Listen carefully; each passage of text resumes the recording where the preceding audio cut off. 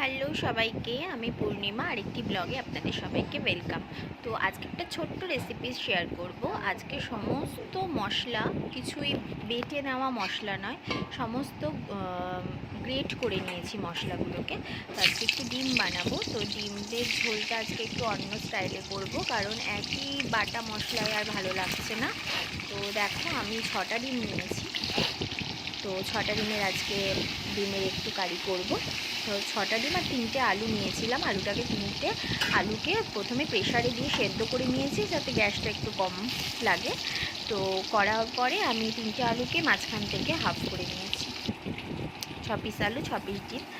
তো মশলাগুলো আমি কিভাবে গ্রেট করেছি হলো, পেঁয়াজ প্রথমে 1.5খানা পেঁয়াজ কুচিয়ে নিয়েছিলাম, আর একটুখানি আদা গ্রেট করে নিয়েছি, 6-7 কোয়া রসুন, একটু বড় বড় দানার রসুন একটু গ্রেট করে নিয়েছিলাম, আর টমেটো 2খানা ছোট টমেটো ছোট করে কেটে নিয়েছিলাম। তো দেখো, পেঁয়াজের সঙ্গে আমি আদা রসুনটাও দিয়ে দিয়েছি, কারণ ওটাও একটু ভাজা ভাজা, একটু হালকা সেদ্ধ হয়ে যাবে। হয়ে যাওয়ার পর আমি টমেটো দিয়ে দিয়েছি। টমেটোটা লাস্টে দিলে পরে কি হয়, আগে ওগুলো একটু ভাজা হয়ে গেলে কাঁচা গন্ধটা চলে যাওয়ার পর টমেটোটা অ্যাড করে দেওয়া যায়। টমেটো দেওয়া হয়ে গেছে। এবার জিরের গুঁড়ো আর ধনের গুঁড়ো একদম অতি সামান্য দিয়ে দিয়েছি একসাথেই। একটু লঙ্কার গুঁড়ো দিয়েছি, যেহেতু কাঁচা লঙ্কা একদমই দিইনি আজকে, তো লঙ্কার গুঁড়ো দিয়ে দিয়েছি। দেখো, এবার সমস্ত মশলা ভালো করে মিশিয়ে নেওয়ার পর একটু গন্ধটা চলে গেলে একটু সামান্য জল দিয়েছি, যাতে মশলাটা একটু সেদ্ধ হয়ে যায়। তো মশলাটা কষানো হয়ে গেলে দেখো একটা তেল বেরিয়ে আসবে মশলা থেকে।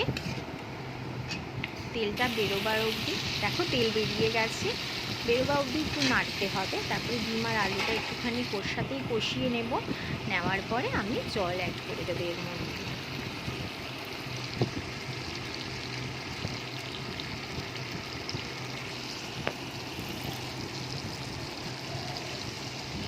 জল আমি অ্যাড করে দিয়েছি, যেহেতু আজকে শুধু ডিমের ঝোল, তার জন্য জলটা একটু বেশিই দেওয়া হয়েছে। তো এবার ঢাকা দিয়ে দিয়েছি। তারপরে আমি একটুখানি গরম মশলা অ্যাড করে আমি নামিয়ে নিয়েছিলাম। তো এই ছিল আজকের একটু ছোট্টখাট্টো রেসিপি আর ছোট্টখাট্টো ব্লগ বলতে পারো। তো যদি তোমাদের ভালো লেগে থাকে, প্লিজ লাইক করবে, কমেন্ট অবশ্যই করো, কেমন হয়েছে জানানোর জন্য শেয়ার করো, আর সাবস্ক্রাইব করতে ভুলো না। আবার একটা নতুন ব্লগ নিয়ে আসবো। ততক্ষণের জন্য টাটা।